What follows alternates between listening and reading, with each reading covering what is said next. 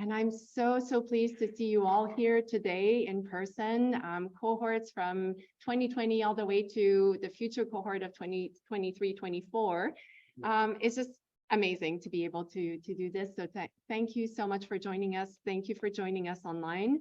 And so it's just without further ado, we'll just kick it off for our keynote session that concludes this third year of CAnD3. So I'll get us started with a couple of words. And first, of course, starting with a line acknowledgement en français, que l'Université McGill est sur un emplacement qui a longtemps servi de lieu de rencontre et d'échange entre les divers peuples autochtones, dont les nations Haudenosaunee et Anishinaabe.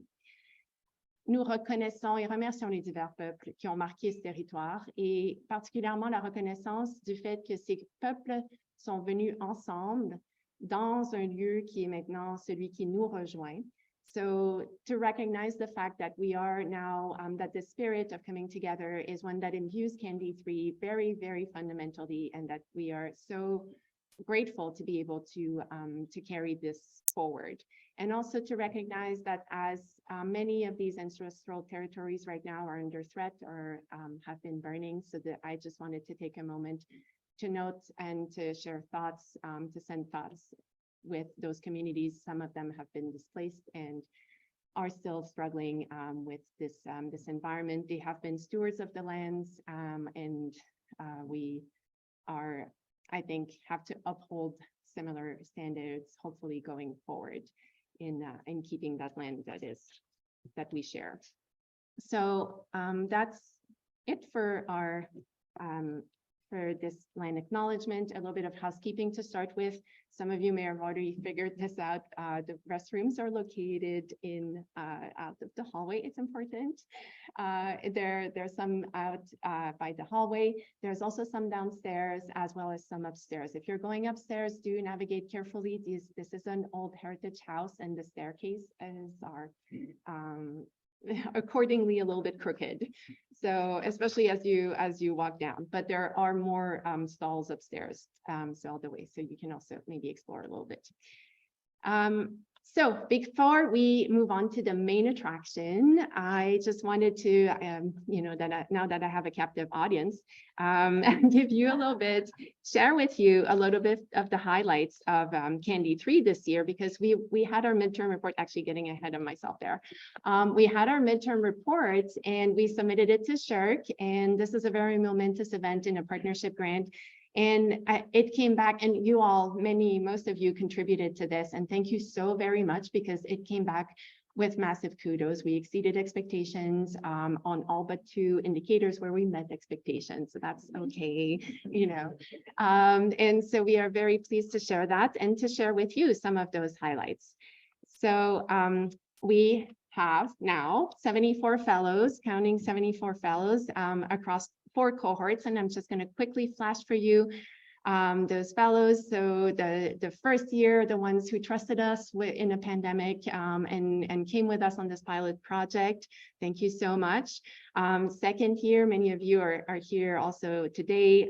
Third year, just finishing now. And the 4th year coming in. So again, everybody is here today. We are so delighted to have you meet each other, meet our partners, meet future cohorts, and also very excited that this is actually quite a diverse group coming from diverse regions of Canada. Having also representation, international representation. And some of these, you see the little stars there. This may be a little bit more inside baseball, but these are universities that are not necessarily a PhD degree granting universities, or universities that are not part of the so-called U15. So this was something, that CAnD3 stands for Equity, Diversity, and Inclusion. And this was part of something that we really wanted to happen, because some of these universities may not have the wherewithal to carry out such programs. And so this was really important to us. And so thank you for making it happen, and we keep expanding along those lines. Also partners, we have many of you here today and more online. Thank you. This is what partnership grants are about. You showed up in droves. And now this is university and non-university, non-academic partners. We have now reached, by the time of midterm report, and it's probably higher now, 54% match to SSHRC's PG partnership grant, $2.5 million. This is coming from 38 partners. So that means we are beyond the requirements of the SSHRC already at year 3. So thank you so much for that. And especially thank you for what it means. And these are our stupendous partners, for what it means for the students, because really critically, it's about the fellows. And you have come up, you have stepped up and offered fellowships, internships, applied learning, experiential projects, and 45% of those, and fellows, you also have stepped up, obviously, because 45% of the internships that people took up were extended beyond the period of internship, and 78% of those extensions were offered full-time positions. So it's really, yeah. So this is you coming and showing up. And of course, I would be bereft if I didn't just give recognition where it is due. So our operations teams, folks, you know them, they're here, they're in red in the room, and with the red name tags as well. These are the folks running the show behind the scenes and making sure that this is a successful organization. So please join me in thanking everybody here. Thank you. Here and there and everywhere. There's just and someone on maternity leave. So that was the thank you. So this is the overview of our session for the next couple of periods. So we will start with the keynote presentation. Then we'll have a lunch and poster session. So please, I enjoin you to just grab a sandwich. And if your preferred speaker isn't there, just come back later. They're probably grabbing a sandwich themselves too. And there will also be a second poster session. So we will have time throughout the day to mingle and exchange around research. And so we will start with a keynote presentation, and then we will have a reflection by the Future of Aging panel that will come a little bit later after lunch. For Q&A, so we are hybrid. We have folks online, folks here in person. We have mics around the room. So I'm going to be running around during the Q&A to give you the mic. So please raise your hand. I will bring the mic to you, and then folks around the room are monitoring the Zoom, so we will know who is asking questions.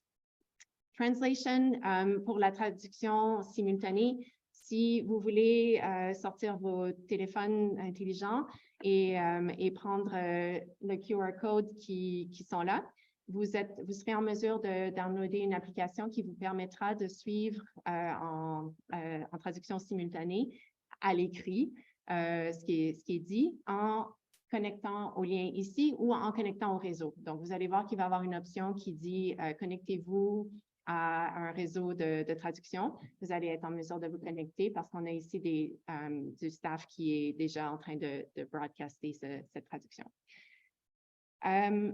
And that leads me then to ask my colleague, Miles Taylor, to join me on the podium to introduce our speaker. Sorry, you were behind the column. I couldn't see you. I need more columns. Yes, more columns. More columns. Okay. Hi, everyone. I'm Miles Taylor. I'm the chair of the substantive committee for CAnD3. And I have to say, just take 1 minute to say how absolutely excited I am to finally see so many faces and actually see you in person after 3 amazing years. So it is my distinct pleasure to introduce our keynote speaker today. I know Dr. Martin Matthews from a very illustrious career in aging, but also over the past few years as a phenomenal colleague and friend through CAnD3. Like many of you, I was only able to meet her in person today, and that's been just a true delight for me. Dr. Martin Matthews has a primary research focus on aging, health, and social gerontology. In recent years, she has maintained her research activities while also actively engaging in academic and research administration, serving as inaugural Associate Vice President Health at UBC and the Acting Vice President, Research, Knowledge, Translation, and Ethics for the Canadian Institutes of Health Research in Ottawa. Prior to that, she completed 2 terms as the Scientific Director of the Institute of Aging, one of 13 national institutes at CIHR. Under her leadership, the CIHR Institute of Aging led the development of the Canadian Longitudinal Study on Aging, launched in 2009, a 20-year study of 50,000 Canadians aged 45 to 85. So if you'll please welcome me and join me in welcoming Dr. Anne Martin Matthews. Thank you.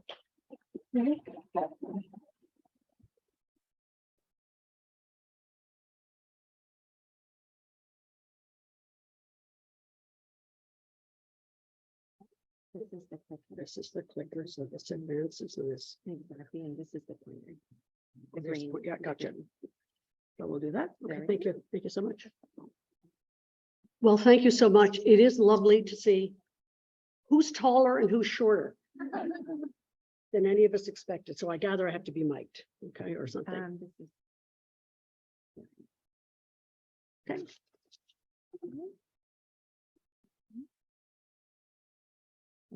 Okay, thank you. Thank you. And since we're in Montreal, let me say bienvenue tout le monde. We have to do that. So I'm going to check my time.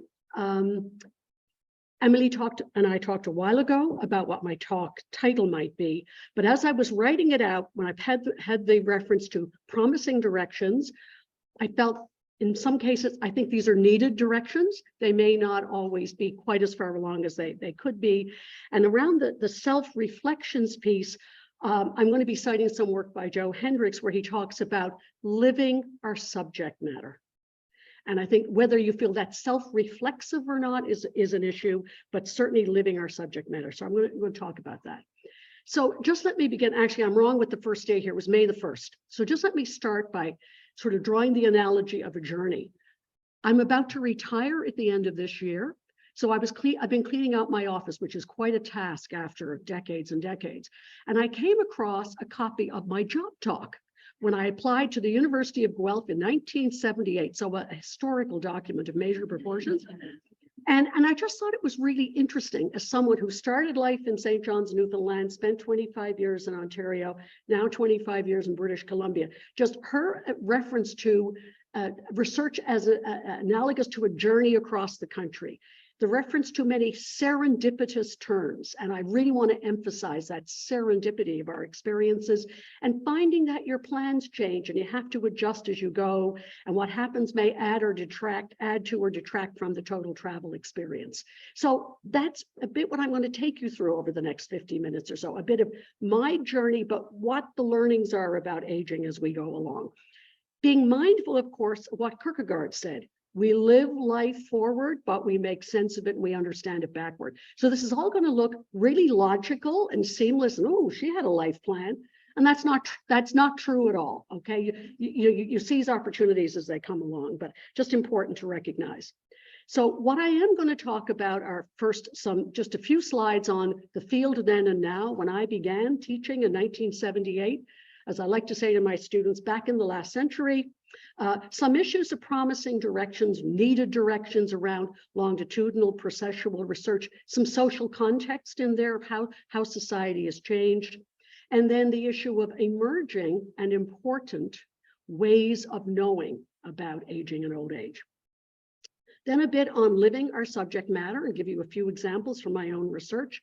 And then thinking at the very end about some of the competing views we have about how the future is aging. So that's the roadmap for where we're going to go. Some of the key takeaway messages I hope that you'll have by the end of this time is how much society is changing. And I'm going to come back to this point over and over. It's not just that more people are living longer to old age. We're living longer in old age. The co-longevity of generations is historically unprecedented. We are in uncharted territory here. I'll also try to give you a few examples, again, more from a social science lens, but recognizing the world of health research in general, how science is changing, and the efforts we need to make to advance science and knowledge and understanding. Older people themselves, of which I am now one, we're challenging conventional understandings of later life as societies adapt.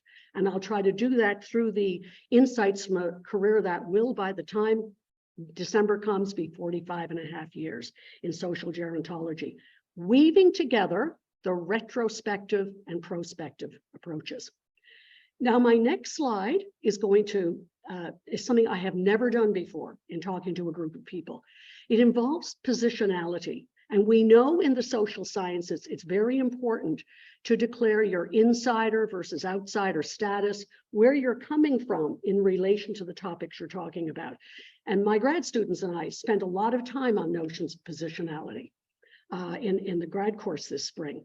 But the other day on the campus of the University of British Columbia, I attended a seminar or a whole day symposium on Indigenous voices from the pandemic. And one of the Indigenous elders began her talk by positioning herself quite specifically in terms of her own background. So I'm going to just, first of all, on the personal, I'm an Irish Catholic from Newfoundland on the east coast of Canada, for those of you who don't know. Eldest of 5 children. I'm married for 49 years to the same man. Mother of 2, grandmother of 2, mother-in-law. Grew up knowing my maternal grandparents, my pop, as we called him, babysat us, told us stories. And I think that was the start of my love of aging in later life.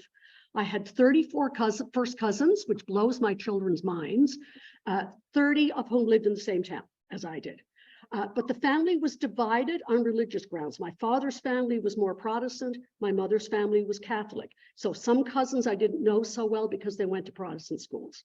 And that's important in my upbringing, my worldview. All my siblings have lived to be age 60 or over. So I've watched the aging within my own family. My happy place is being on the water or by the ocean. And I was preemie. When I was born, I was 3 pounds, 10 ounces. My parents were told if I lived at all, I'd probably be retarded, as they said in those days. And then I was in school and I actually jumped a grade in school. So I got used to being in a world where I was younger than everyone around me, which was the social kiss of death at many points. But I learned something about being marginal. And when you're growing up on the east coast of Canada in the 1960s and 70s, you are marginal to the dominant Canadian society. That's not a legitimate perspective anymore. I'm a privileged white person and I recognize it, but back then it felt marginal. And when you're a Newfoundlander going to Ontario in 1971, you're a stupid Newfie. That was the language of the day. So that notion of outsider status, I think, has permeated a lot of my own research. But on the professional side, this is the academic history. Just 2 things I'll comment on in this slide. The swerves at the bottom. Michelle Obama, in her book Belonging, talks about the swerves we make in our career. We look like we're going in a particular direction and all of a sudden we change. So I was taking courses at Memorial University. I was going to be an English major and a journalist. And Elliot Layton, who some of you may know, did fabulous anthropological work on mass murderers, ironically enough. Elliot Layton was teaching an anthropology course. And he was trying to be provocative as he was teaching the concept of cultural relativity. And he wrote on the board, nothing that you have ever been taught is true. Nothing that you have ever been taught is true. Because of course, in certain cultural contexts, the world that I knew as an Irish Catholic with all that family in St. John's, Newfoundland, was not true. I was 17 or 18, very impressionable, I guess. It blew my mind. It blew my mind just to start to reach out into that wider world. So that was a pivot point for me to sociology from being an English major. And then, as I said to some of you in the group discussion this morning, then going to McMaster as a graduate student in Hamilton, Ontario, and meeting Victor Marshall and the extraordinary good fortune, the serendipity of being a graduate student in that program as the field of social gerontology was born in Canada. Absolutely remarkable. So that's just important for you to know where I'm coming from, the gratitude that I have for everything I've experienced. I position myself largely in terms of interpretive perspectives within aging, really focusing on what we would think of as more symbolic interactionist for those of you who know sociology, notions of what matters, meaning, definitions, situations constituted. And if you've never published with your doctoral supervisor, which I hope someday you will, it took me till 2017 before I published a paper with Victor Marshall, and it's one of the prides of my life. But I will say, we can talk about this as the day goes on. I've spent very little of my career in sociology departments, mostly in more interdisciplinary departments. So I really don't think of myself as a real sociologist. So that imposter syndrome, I think, shapes lives for many of us.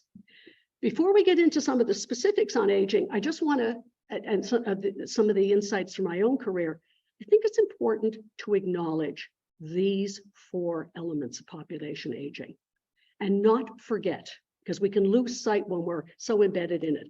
This is unprecedented, what we're researching. It is pervasive. It's a global phenomenon. Many countries will be in different stages of development and issues in terms of where they are in terms of the population or the proportion of the population that's aging, enduring. We know from demography, there will be no return to those young populations our ancestors knew. Even after the wave, when we start to see articles about that, when the baby boomers go through the system, we'll still have a population that is aging. Profound implications for many facets of human life. So really important to remember those points as we go through. So some of the concepts that have been, what I wanted to start with was talk about 2 concepts that were really not on the radar when I started teaching at the University of Guelph in 1978. I know that's a long time ago for you. For me, it's not that long ago, but it's fascinating to think how things have changed.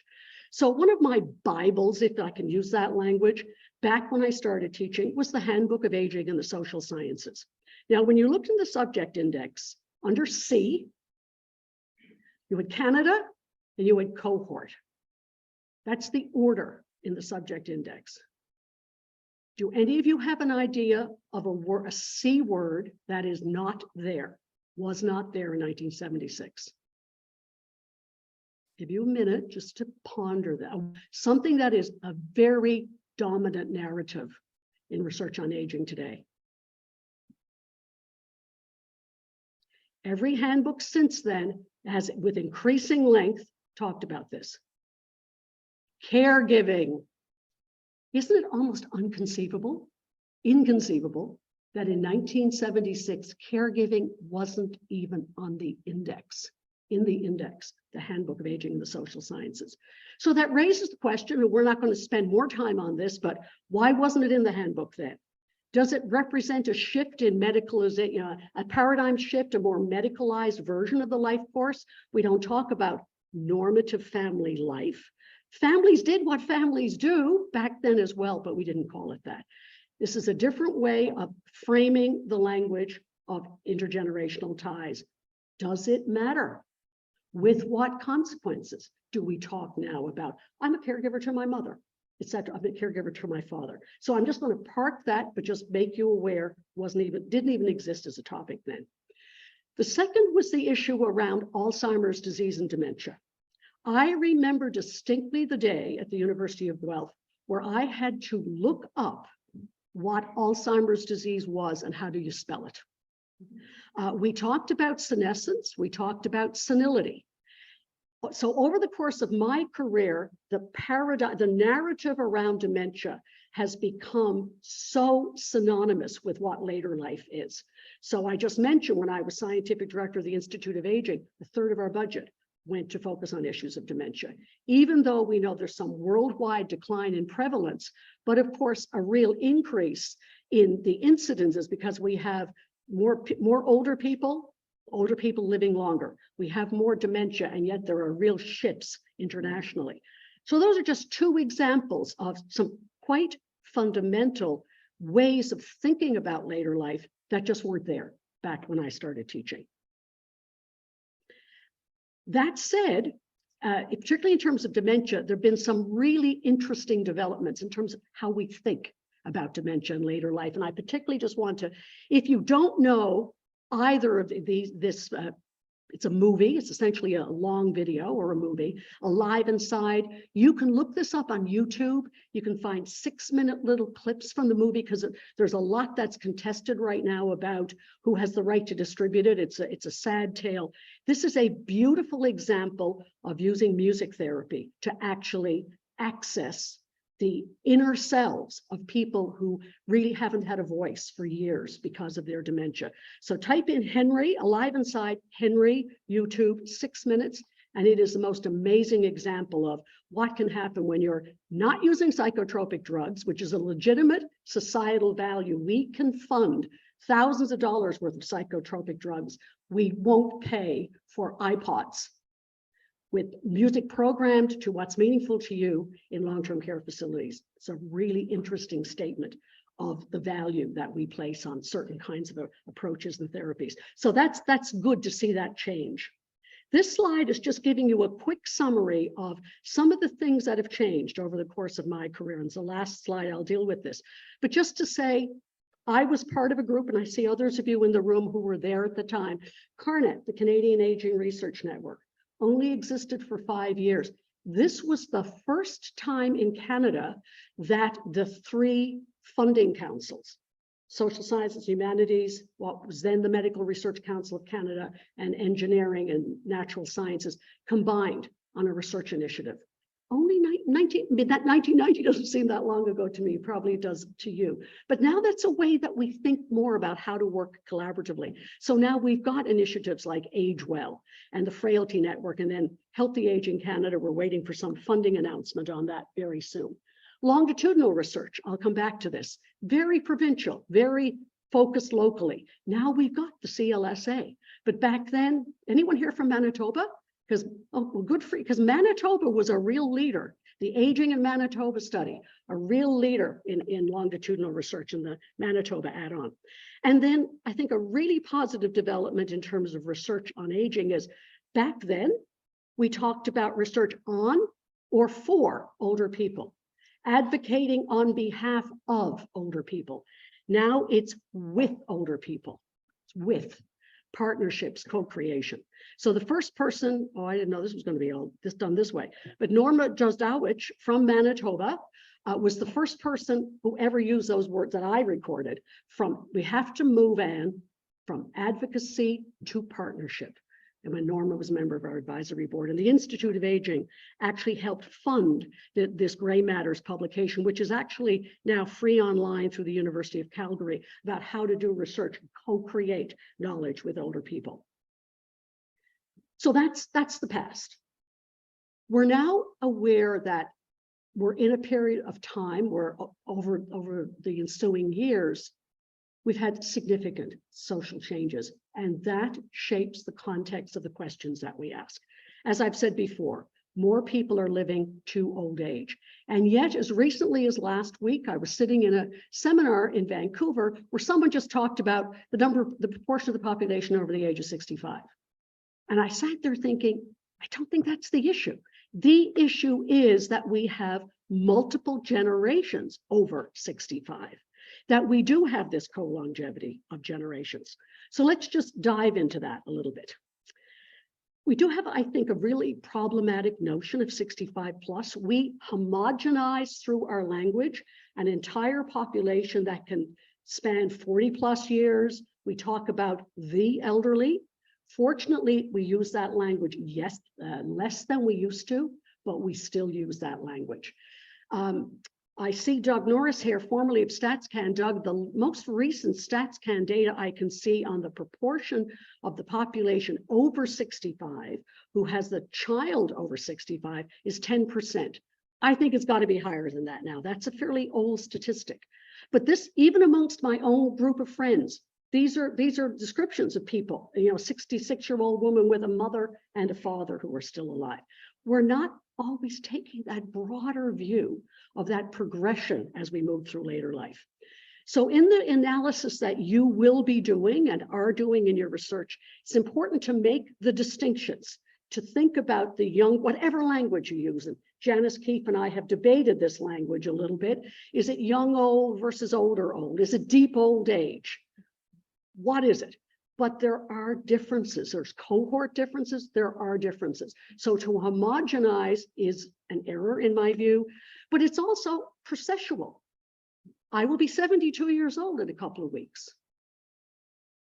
My husband's 80. He's my mother's only surviving sister just turned 100. So we're all over 65. We're in different stages in that process. So capturing that fluidity, that process is, I would argue, something that gerontology needs to do more than it's doing. And this is just a slide to make the point of back in the 1950s, when I was born and growing up, how few people worldwide there were over the age of 80. And look how this has grown exponentially. It's a huge development. So my exhortation to you is to focus more on that older age group in the work that we do. Be aware of the differences and distinction. So living longer in old age, what might that mean? You now see books, The 100-Year Life. That really challenges us to think very differently about later life. In the book, they talk about babies born in 2011, their chance of living to 100, 1 in 3 for females, 1 in 4 for males. This is an enormous shift in the whole balance of the length of time that we are living in old age. At the same time, it's important to be reminded, my class and I spent a bit of time talking about this earlier this year, when the oldest woman then alive died in January of 2023. She was 118. The oldest person currently alive is 115.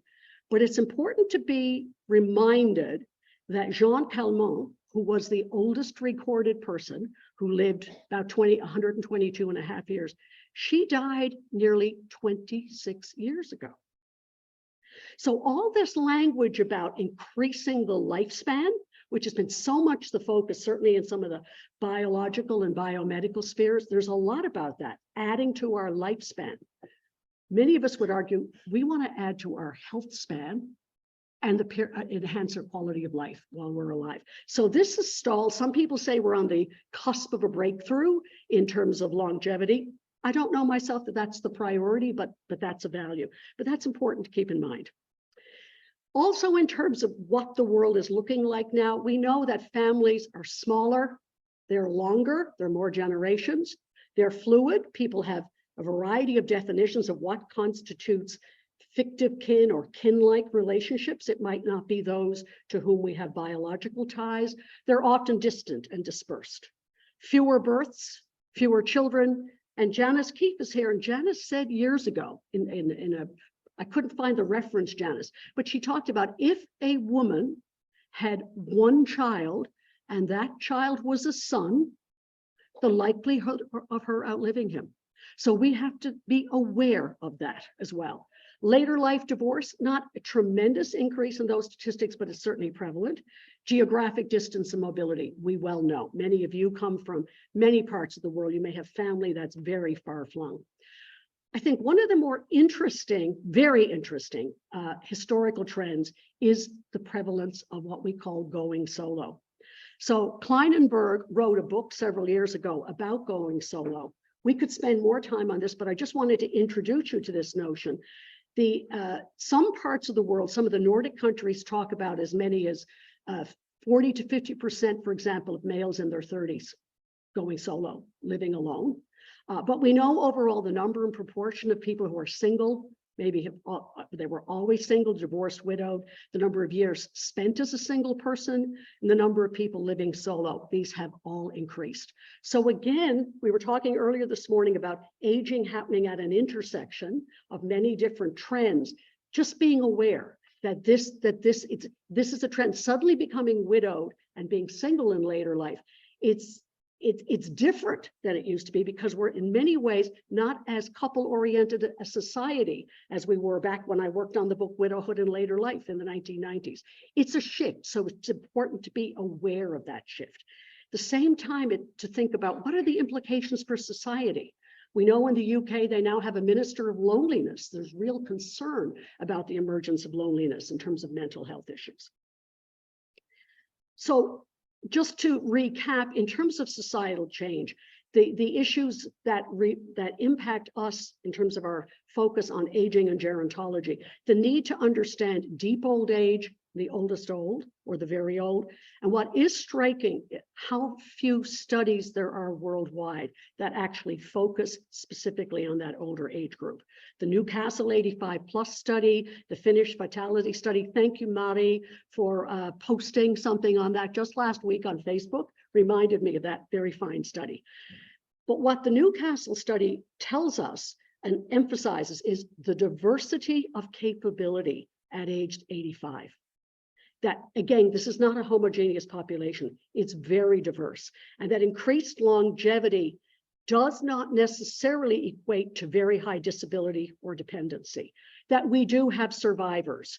And some would argue we have an increasing heterogeneity of the older population. That by telling us someone is 86 tells us less about them that we can assume than knowing that they're 8. When they're 8, there's certain things you can say, okay, everybody who's 8 is similar in that way. Again, I'm going to suggest for when you're traveling home or whatever, pulling up videos near Barzilai and the Einstein Medical Center in New York. Fabulous videos. I've shown my classes one of the 104-year-old man who goes to the office a couple of days a week, meets with his 80-year-old son and his 60-year-old grandson. Just fantastic in terms of longevity genes. Some people are super agers. So quite interesting to look at. The emergence of geroscience. This represents, again, to some extent over the course of my own career, a different way of thinking, particularly for biomedical, biological, and clinical research. Recognizing aging is the most important risk factor for human disease. Geroscience actually bringing together disciplines without boundaries to all work together. And in many cases, starting now to engage social sciences. Some suggest that the creation of a field such as geroscience will do for the understanding of aging what the creation of neurosciences 40 to 50 years ago did for the understanding of the human brain. Interesting, and you'll start to see when you look at the Journal of Gerontology, you'll actually start to see more and more articles with this in the title. I also want to focus on the notion of data. You have access to data on an unprecedented scale. And that's why CAnD3 is so important, giving you those skills and those training. So I don't know if my slides will be available afterward. I've kind of written them with some hot links in there, so it would be useful to you if they are. But we're now, we have a pan-Canadian health data strategy. I'm on the board of the Health Data Research Network Canada, which is really working across the provinces to see how can we integrate data. And of course, you've got the CLSA. With access to data, longitudinal data from across the country, that just simply wasn't there. So I think the nightmare for those of us who help fund some of those initiatives is, will there be people to actually with the skills and capability to analyze those data? And you're getting access to that kind of training and worldview and just thinking about the potential there. So that is really important. Emily, I'm at the halfway point of my slides and we're good, we're going to be good. But it's really important to just be aware that of the kinds of opportunities for data, that you don't always have to collect your own, which was kind of the mindset and frankly, the reward structures in many universities, right? You've got to get your own grant. So the access to secondary data is really important. So this perspective, this approach over time, I'm just going to give you one example of why I think that's really important. When I began my career, we used to talk about, there's too many words on this, I've tried to highlight a few things in green, but let me walk you through it. We used to talk about the 4% fallacy. And the 4% fallacy was an actual article from the gerontologist, which reminded us that while then we talked about 4% of the population being in long-term care, requiring long-term care. This, of course, is a cross-sectional measure at a moment in time. And what the 4% fallacy was designed to get you thinking about is, that's only the people who are in long-term care today. What is the lifetime likelihood of requiring long-term care over this long life course that we're living? Now, the most recent data that I could find for Canada is 7.9%. So let's say 8. So now it's the 8% fallacy. But it's the same idea that the way we count presence in long-term care is often an underestimation of the movement in and out, the fluidity that you encounter there.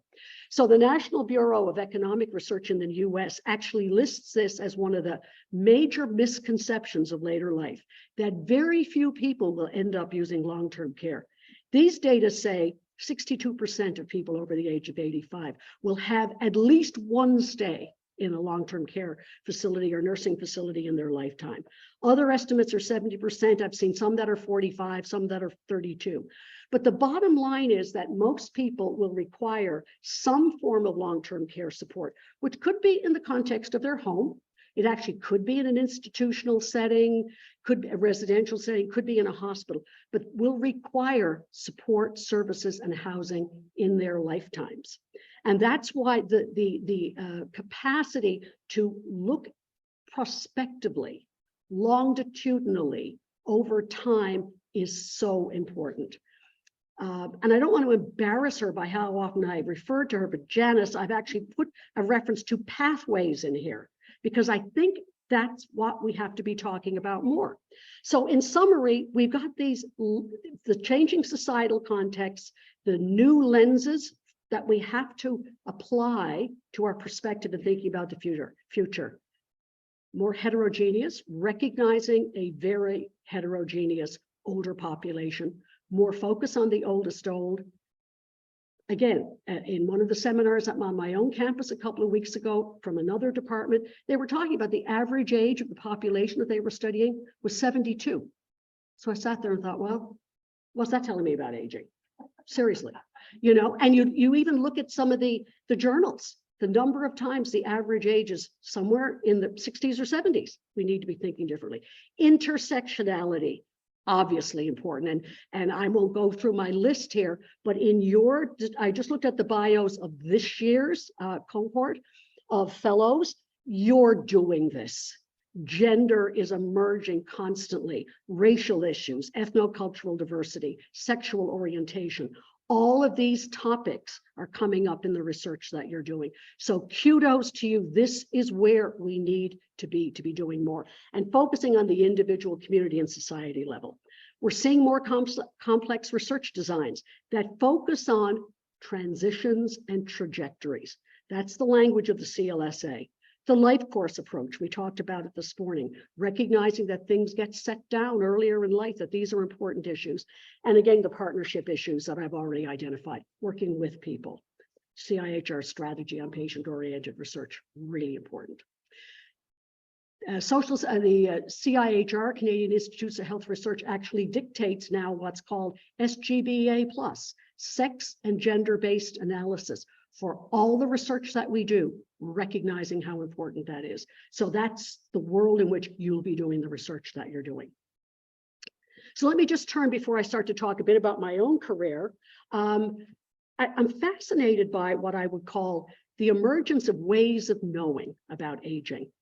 So for much of my career, we traditionally thought, well, if you're going to be studying later life, you'd be doing survey research. You'd be getting the funding to do that. You'd be doing interviews. You'd be presenting yourself as the expert who's coming in to talk to someone who's older.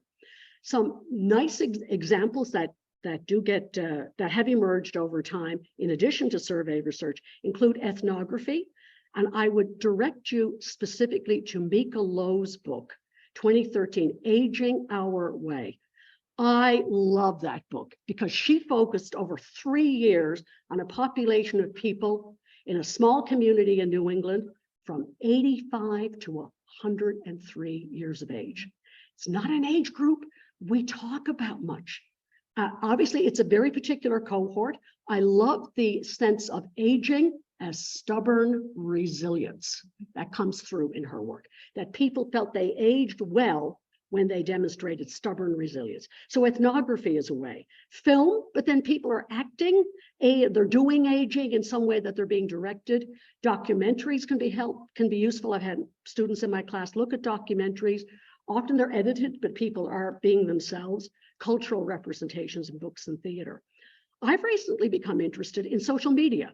And there's a very interesting book on ethnography, as it's called, how to actually do research on the internet, because in some cases, these are the unfiltered voices of older people themselves. They may be very particular voices, people who have that access, but just to remind us. So just being aware that we have to be very careful as we're looking at those particular approaches. But this is very consistent with what Twigg and Martin talk about in terms of cultural gerontology, the rise of the visual, as opposed to the word in terms of thinking about later life. And in many cases, moving beyond the public narrative of deficit and decrement or decline. These voices are not reflecting that. So now let's get to a little bit of self-reflexivity. Here I've just included a couple of references to Jay Gubrium and James Holstein 25 years ago, talked about the emergence of self-reflexivity amongst social gerontologists. They talk about a radically reflexive openness, and we certainly see that emergence in various literatures over the last couple of years, particularly where people who've had careers in gerontology reflect on gaps in theory and practice and how their personal experiences helped identify that. I would also draw your attention to an article by Gunhild Hagestad and Rich Setterston, two very fine sociologists of aging, who actually have a wonderful article where they talk about the personal and the professional in their experiences of doing research on aging in later life. So these are a couple of references to Hagestad's article when she had a cancer diagnosis many years ago, on time, off time, out of time, a complete issue of the Journal of Aging Studies some years ago, a complete issue of the Gerontologist more recently. And Hendricks reminds us that we don't live two variables at a time, how important it is to have those whole life experiences where we put the whole human being back together. And I recently did a jacket endorsement for a book by the British Society of Gerontology on their 50th anniversary, where they took 50 people and looked at how their careers intersected with the development of the field in the UK. Really fascinating reading, really fascinating reading. So I'm going to quote John Hendricks, because this article in the Journal of Aging Studies is fascinating. So a couple of lines here just to highlight. Those of us who study aging have the unique opportunity to live their subject matter.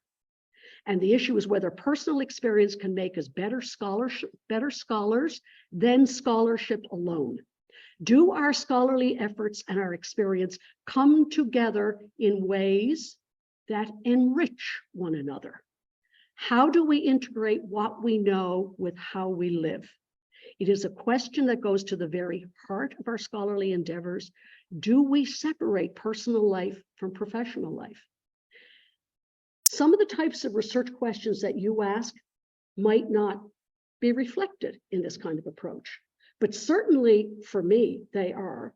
And even where I do quantitative analysis, and I'll show you in a moment, something can happen in our personal lives that triggers a reaction of how important this is in the lives of older people and families as they age. But it's really important. We have the unique opportunity to live our subject matter. So for those of us or you who will are teaching and anticipate a teaching career, there may come a day where you have the opportunity to say, as I did a few years ago to my class, although only in the last class, not the first class of the semester, I have become what I have been teaching my whole life. It's an interestingly powerful moment to do that. So in my own work, I actually have had that experience of going back and forth, revisiting my own data and research. And it was interesting, in 2018, I was getting an honorary degree from Memorial University, my alma mater in Newfoundland. And it's always fascinating to hear how someone else looks at your life, looks at your career and sees things that you didn't see. So Professor Holly Pike, who was an English professor, was doing the citation. And she referred to me, I was fascinated myself. I don't know how the students felt in the convocation, but she talked about how she saw my career as involving thinking retrospectively and prospectively, merging prospective and retrospective thinking, looking both forward and backward, re-examining one's own data and early writing through the lens of new theoretical perspectives. Sounds profound, doesn't it? But But so what she had done was look at some papers like the one in Current Sociology, where I actually declare when home care entered my family biography in 1998, when my mother had a stroke, that actually prompted me to go back and look at some of my own data. Are there things I'm seeing in my family dynamics now that I did not see when I collected data on home care in Ontario in the 1990s? Certainly, I saw issues of the gendered nature of space. I saw issues of the role of home care workers in family and carer dynamics. And I know amongst you are people who are actually looking at the home care labor force. So I guess that's what Holly Pike was talking about. I didn't realize it was kind of retrospective and prospective. So this reflexive stanza, this is the logo of the Nexus Research Project that we talked about, that got me to go back and look. And I realized a couple of things in the course of doing that. And you too, I want you to be open to be able to go back and, when I did that 5 years ago, would I feel the same way about it? I realized I always thought about formal and informal care systems. They're binaries. And yet I interviewed people who said, oh, well, I actually work in a long-term care facility on the weekend, and then I work for Nurse Next Door, which is an agency in the morning. But then the family actually asked me if I would do some work for their mother and stay on in the afternoon, but her mother doesn't actually know that they're paying me privately. So there was this mix that the workers were moving from a formal to an informal system, from a paid to a professional paid agency to something privately negotiated with family. There was a fluidity and a flexibility that nothing I had ever seen could capture that. And that's what I say here. I recognize that instead of thinking in these binaries, and I'll come back to a final comment about binaries before I end, how we think that way. But in fact, home care operated at the intersection of three spheres, which I list here. So in this case, as we said in an article that was published, in this case, personal experiences and scholarly research were not so much in conflict as seeing different things. So I refer to this as gerontology in the first person. A couple of years ago, my husband was asked to contribute to a manuscript on sociology in the first person across Canada, sort of how sociology emerged through that lens and their life experience. But I think we do need to think more about gerontology in the first person. So just to give you a quick overview, when we started the Nexus project, this was the kind of conceptual model we were working. We knew social, spatial, temporal, organizational factors were important. This was our best guess of what it was going to look like. 15 years later, we'd come up with a model and we'd revised it at multiple points through where we actually said, we were now emphasizing more, when we went back and looked at our data, collaborations, sharing care, the agency of the elders. Look, we've got the older person actually assisting the home care worker here, because we actually saw examples of that, even among people who had, they had high levels of need, and some would say, disablement.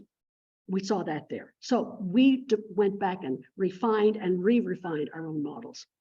I've gone back in recent years. This is a manuscript. Please feel free to talk with me during the day what it feels like to get a manuscript rejected, because you may not think I've ever experienced that, but I did very recently and very painfully. Where I was actually trying to do this was go actually use social media, say, what can I understand? I've written a book called Widowhood in Later Life, but 23 years ago. What might I understand that's different if I start to go through? There are 1 million websites, literally 1 million, that actually talk about widowhood. If I take a selection of them, how might our understanding of widowhood be reframed through this lens? And finally, this is something you might be interested in doing, is actually going back and almost doing a meta-analysis of your own research. Because over the life of the Nexus Home Care Project, we had 27 different journal articles over 15, 16 years. And I sat down at one point in 2016, 17, and went through every one of them and tried to synthesize what was the ultimate message here, and came up with a lot of C's here, but notions of collectivity, contingency, diversity, space as collaborative or contested, things that no individual paper focused on, but you could see them there. So now to the last piece, last section of my observations. When I was at CIHR as a scientific director of the Institute of Aging from 2004 to 2011, that coincided with the 10th anniversary of the creation of the Canadian Institutes of Health Research.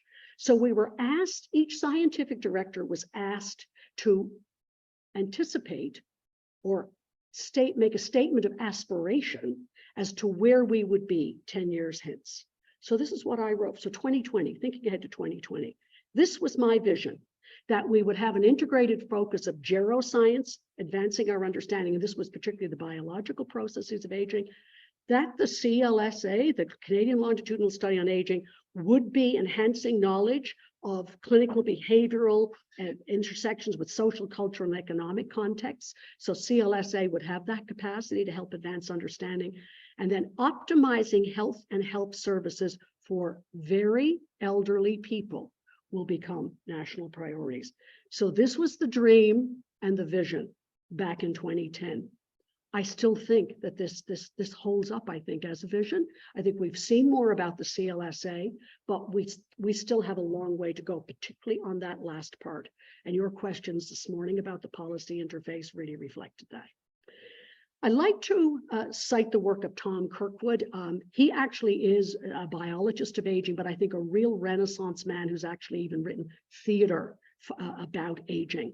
And Tom has talked about aging being one of the biggest challenges as we move into the 21st century. It's a challenge that contains within it a threat that if we don't take action quickly enough, it's in the right kind of way, that what is unquestionably humanity's greatest success could become a real problem. So we have to think about that and the implications, and I think his words are important. This relates to a question that was asked this morning, and I kind of wanted to jump into this then, but I thought I'll hold back. This is a wake-up call for those of us who spend our careers in aging. Now, did anyone see Andre Picard's opinion piece in the Globe and Mail on May 23rd? So you just, few of you did. So for those of you who are from outside Canada, he's actually a journalist who talks primarily about health issues. He works with the Globe and Mail. He's one of the best spokespersons, I think, that we could ask for in our field. So the headline was about British Columbia, where I live, sending patients to the United States for cancer care. And it was a disturbing sign of a collapsing health system. But now he's talking about aging. The baby boom started more than 6 decades ago. That the incidence of cancer would grow has been widely known for years. So the line in green. At some point, we have to stop pretending that the aging of the population and the shift in care needs to accompany it are a surprise. We have to be aggressively proactive, not pitifully reactive. So those of you who are asking questions this morning in our earlier chat here on the stage about influencing policy, what he's reminding us is that in many cases with political agendas that are just for the term of office of the incumbent, we're not getting that longer view. That this should be a surprise. If there's one thing that we should have been able to prepare for, it was a rise in cancer cases. And he said they're largely diseases of aging with fairly predictable progressions. So this is reminding us that argument that the population's aging, it's not enough. It hasn't taken us there as much as we want to believe that it has, with some exceptions. We talked this morning about policy in some provinces, but I thought this was really important, where we talk to each other, we come together, we reinforce amongst ourselves the importance of this topic area. Not everybody has drunk the Kool-Aid on that one, but there's a lot of convincing to do. We have to be advocates for our own cause and our own profession. And he reminded us so well of that. I also think it's important, and we could spend a lot of time on this, we still think a lot in binaries when we talk about later life. I've already alluded to homogeneity and heterogeneity. A lot of a focus on the processes of disease, new thinking, particularly in the Royal Society in the UK, about thinking of processes of aging and how they help us understand how diseases may emerge in later life. Lots of analyses of how our expenditures on high-tech equipment, which can be really important, I'm not denying that, but often in geriatric care, it's time, it's low-tech, it's people. We talk about life expectancy. I've alluded to this, healthy life expectancy, those extra years that women have beyond what men have. are not necessarily healthy life years. So again, it's one or the other. How many of you sat in the physician's office where you're allowed to mention one problem at a time? And yet, you know, as you get older, we have multiple chronic conditions. The way we set up our healthcare system, I've literally had a physician say, that's one, that's two. You're now on your second topic. This is crazy as a way to respond to the aging of the population. We talk about the epidemic of dementia, you know, wringing our hands. On the other hand, you hear we're healthier than ever. 70 is the new 60 or the new 50. So we've got these competing notions. They may both be true in some ways, but we cast them as opposites. Aging as an apocalypse versus an extraordinary societal achievement. One final comment before I end about the suggested readings. My topic was going to be wide-ranging when Amelie asked me, so why did I choose these three? Just quickly to say, some of the methodological issues inherent in Kanitas's article, I think are really important. How do we count families? She talks about 3 different ways. Well, what does even the word count mean? And there's just some really interesting insights. So this was an article, as well as the next one, that really got my graduate class talking back last semester. So I thought, well, you might be interested in those.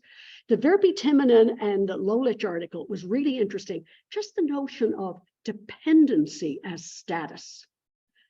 Because we tend to think of dependency as not at all status. And in the article, she actually talked to people saying, you know, someone cares about me. I actually matter in the life of someone. And this is important to me to be able to say that and express that. I also wanted you to read it because in subsequent discussion with Verbi Timonen, she said to me, this paper came out of a nightmare of a collaborative project across the whole European region where there wasn't much coordination, people were doing their own thing, and this was like spinning gold from straw from the project. And I thought, how cool is that to know?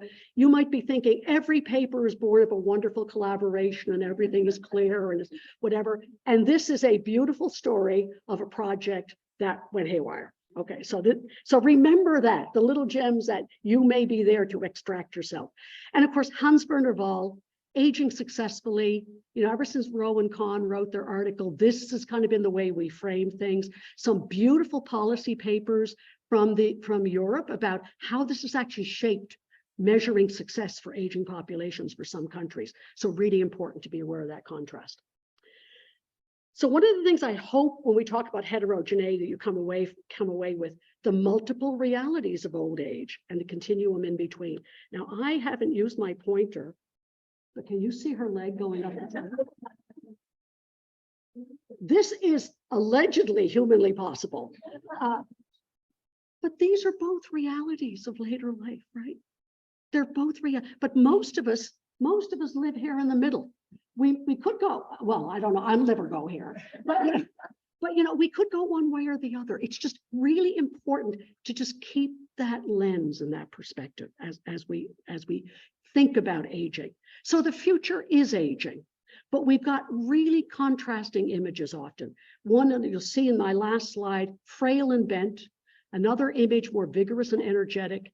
The continuum of age is all those things. So I know you're not all sociologists, but you're here working under a sociology-informed CAnD3. We talk in sociology about our sociological imaginations, understanding the difference between private troubles and public issues, to just understand those narratives of aging, what the realities of later life are, and those points of intersection, which I say you're doing so well in your work, the intersections with class, gender, and race. I know Janice is going to talk later this afternoon, and I think Miles as well in his session on ageism. And I think it's really important to recognize some of the ways we talk about old age. They're very homogenizing. They're almost meaningless. Just like my daughter will say to me, Mom, you know, millennials or Gen X, those are meaningless labels. So advancing understanding of the pathways and trajectories of later life. So some of you may have grown up with Sesame Street. Remember there was that little game on Sesame Street? One of these things is not like the other.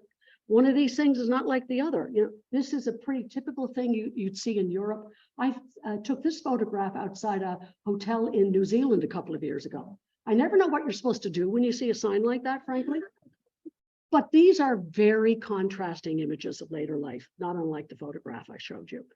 So all I can say is I have had a wonderful career. I've had so much fun.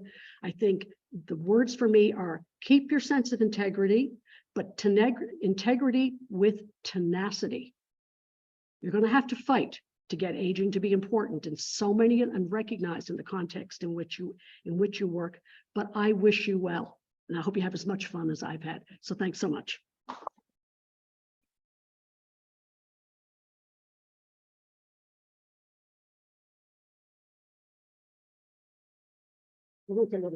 Thank you so much, Anne. This was wonderful. So I'm going to invite you to take a seat. As you already know, I'm going to bring you a drink of water. So Miles, please join me. So Miles is going to, and you both can grab mics and go at it. And I will now just do a little bit of housekeeping. There we go. And I apologize to folks online. Hopefully I'm not making you queasy right now. This is just for you. This is the pleasure of hybrid.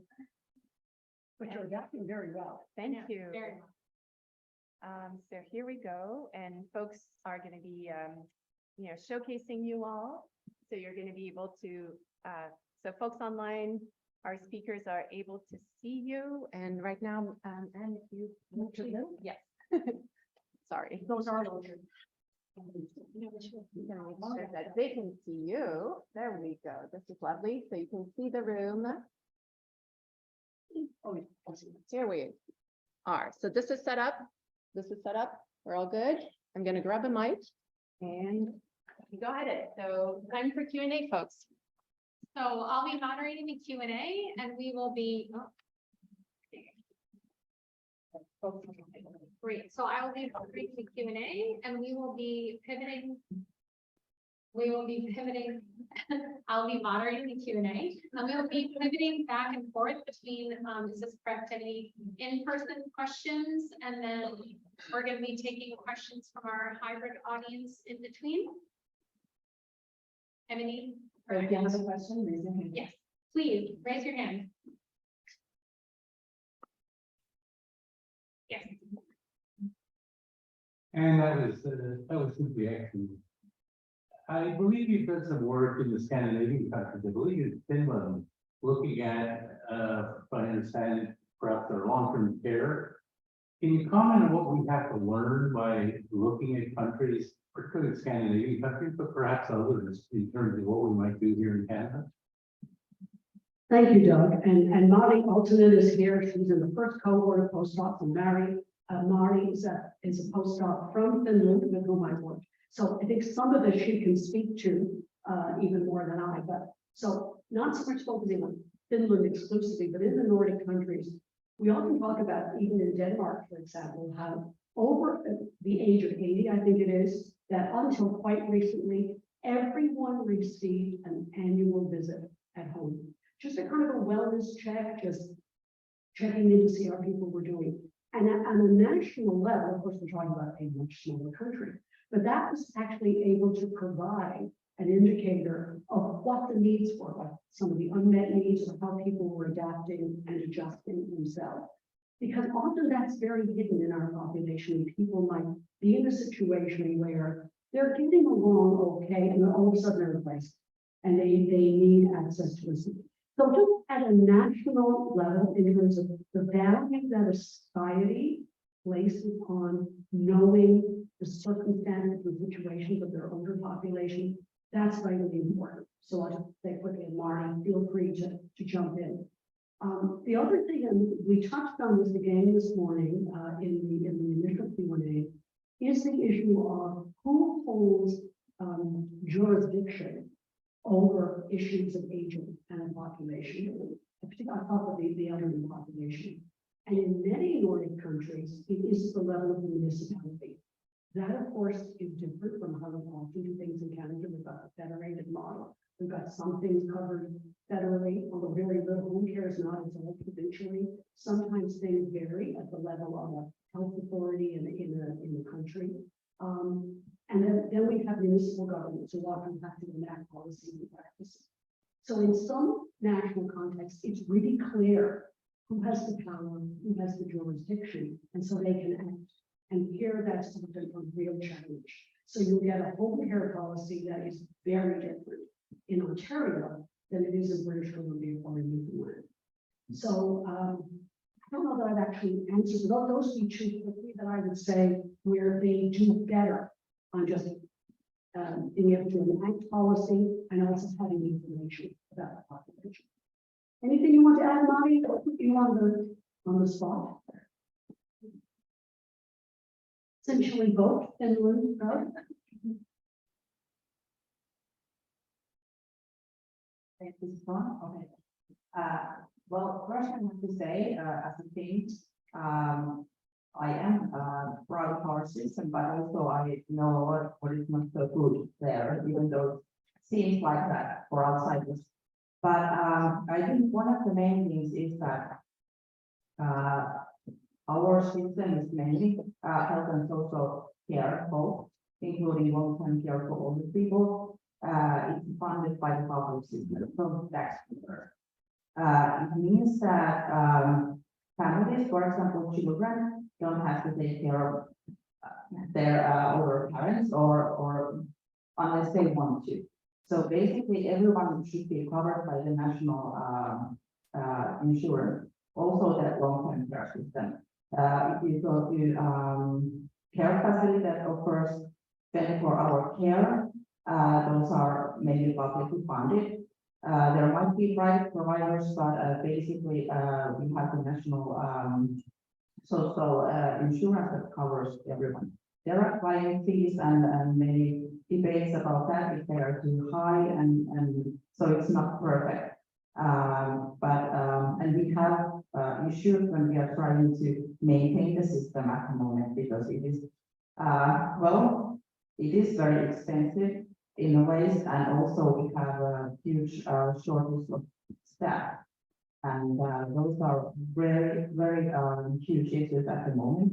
But I think the system in all is very good, and I hope we can maintain this welfare system in the future. But there are many questions to study and to consider in the future. Thank you. Fantastic. Any other questions? I know that Ariane and the crew are also checking on the chat. Can I just make one quick comment this week? I just want to acknowledge Doug, if I may, Doug Norris, whom I knew in the Statistics Canada days, and the group of trainees and I this morning were talking about the issue of networking and the people that you know as you're trying to make things happen in aging. And I will just acknowledge that Doug is someone I've known for many years. And in this position at Statistics Canada, he was someone who was there when we were trying to get, think about the Canadian Longitudinal Study on Aging, what that was going to look like, who were the people in Statistics Canada who we, with whom we needed to deal. So people like that are really important to you as a researcher in networking and supporting, just telling you who you need to know, who you need to have on board. So I just want to emphasize, since we have the outwards and the manifestation of that kind of connection here. Thank you, John.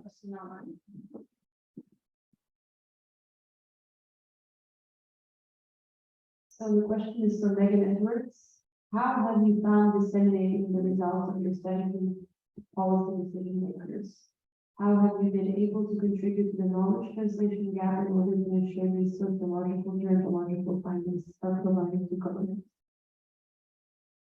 I think that's part of the key challenge. It really is. And over the course of my career, we've actually seen the emergence of a recognition of the importance of knowledge mobilization or knowledge translation, whatever language we use. Because I'll be really candid, in the early days of my own career, what was more important was that if you're an academic, you get your publications and etc. Often you are reward structures are to then move on to the next topic and the next research plan. That's a real challenge.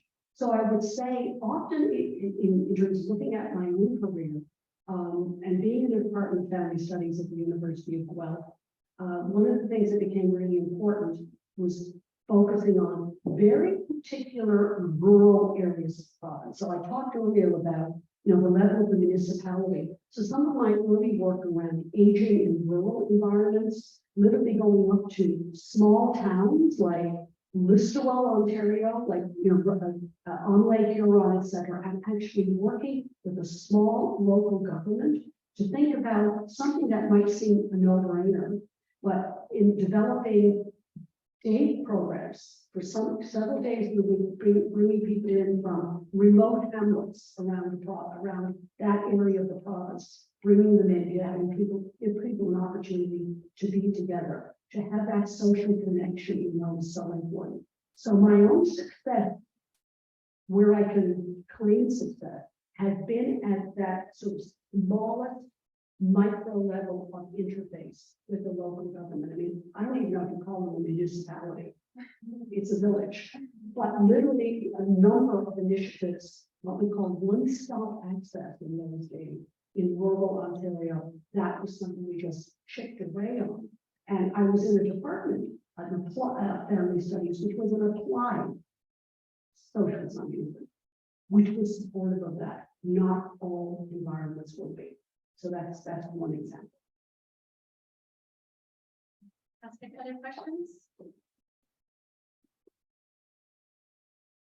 Thank you so much, Anne. You always have so many words of wisdom and really appreciate the shout outs there.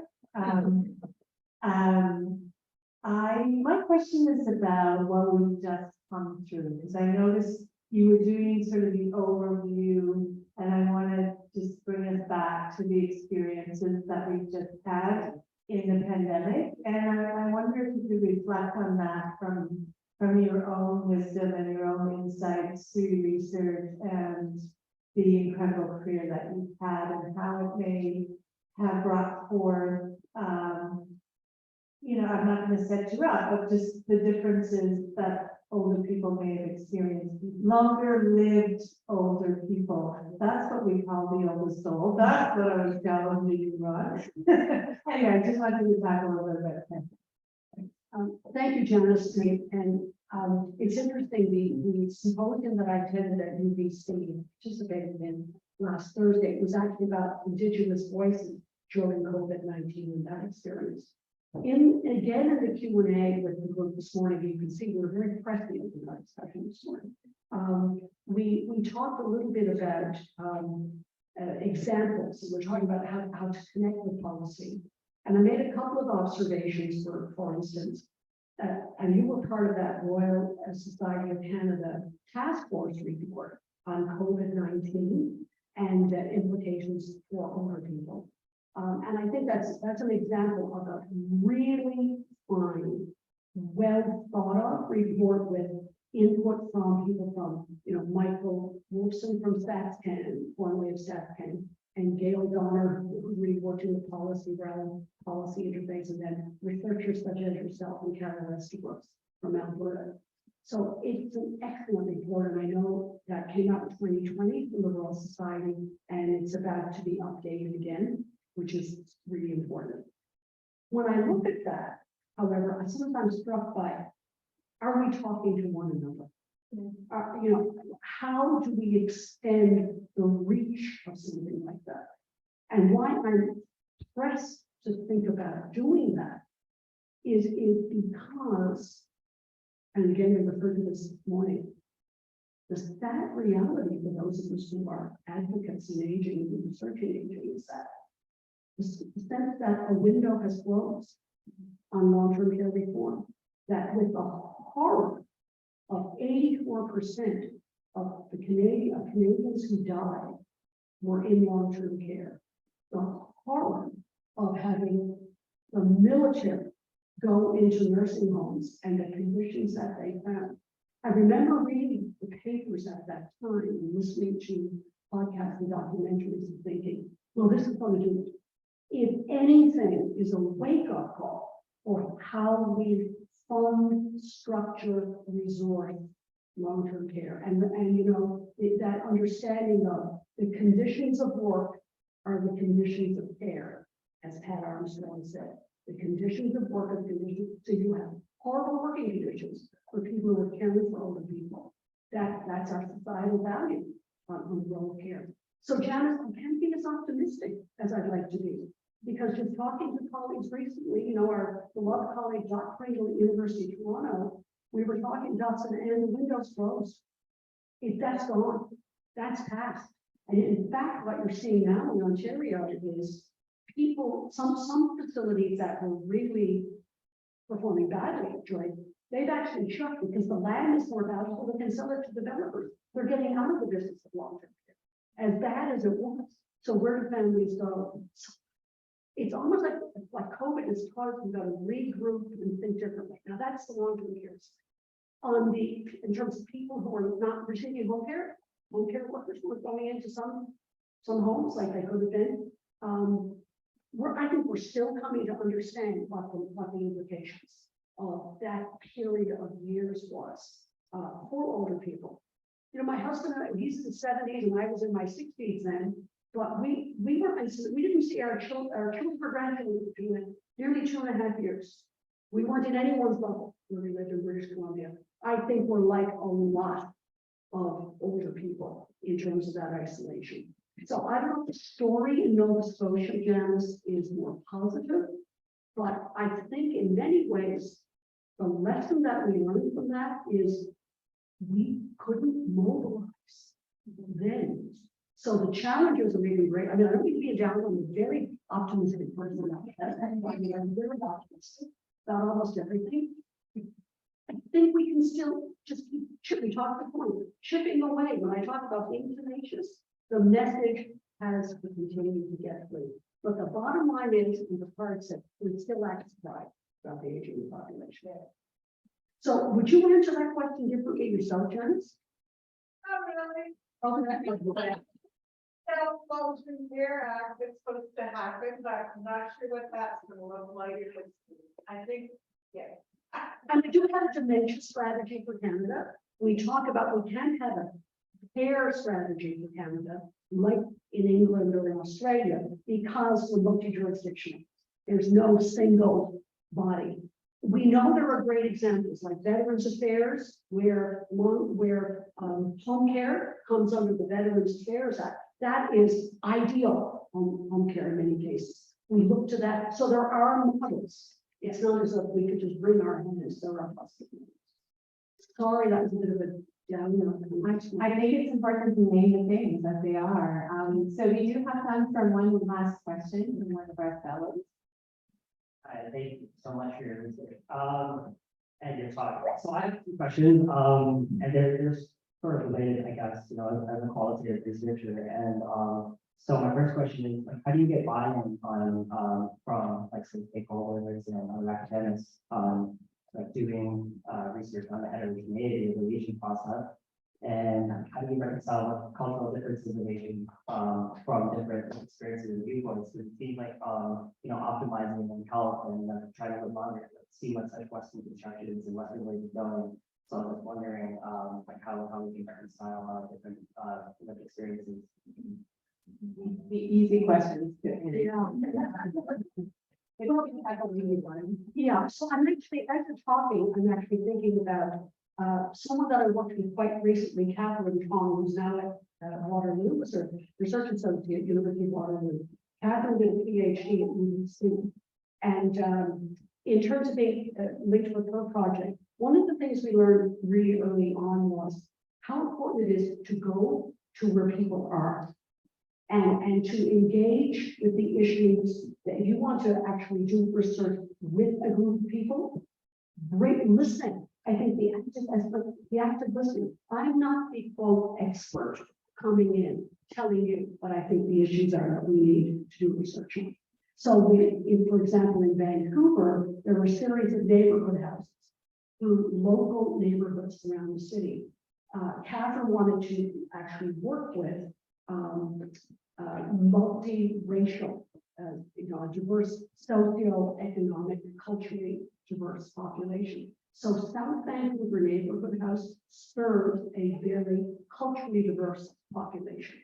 So spending time there, actually meeting with people, explaining some of the issues that we are interested in, then attending meetings, joining groups, actually hearing from them what issues are permanent and salient for them, and then one point, Catherine was actually, we've written this up as an article, walking interviews, actually walking through the neighborhood with individuals and finding out from them what was meaningful, where they went, how they structured their day, where and when they didn't have access to certain things, what they did, and then making sure, for example, some of that involved different types of transportation, or when certain kinds of resources were open or not open, etc.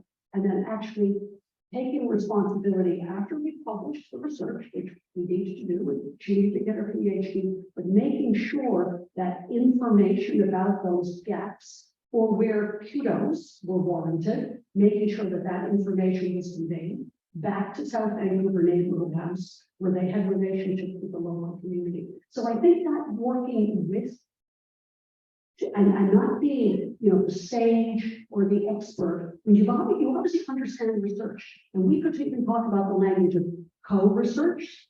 Sometimes now we talk about co-research with older people. Well, is that actually the right language? Because are the people who are working with researchers in the way that we are? This is our expertise of what we do, but being open, actively listening, and being really receptive to that, shaping the research questions in ways that are meaningful. That's really important to the success of what you're talking about. And thank you so much for your candor. You had the audience riveted. You can see this from online, but I'm sure well, maybe you could see it with the picture, with the view that we had. Your candor, your generosity, the long view that you gave us, but also the view to the future. I think it was incisive, it was insightful, and we couldn't have hoped for a better keynote. So thank you for that. Thank you very much. And thank you.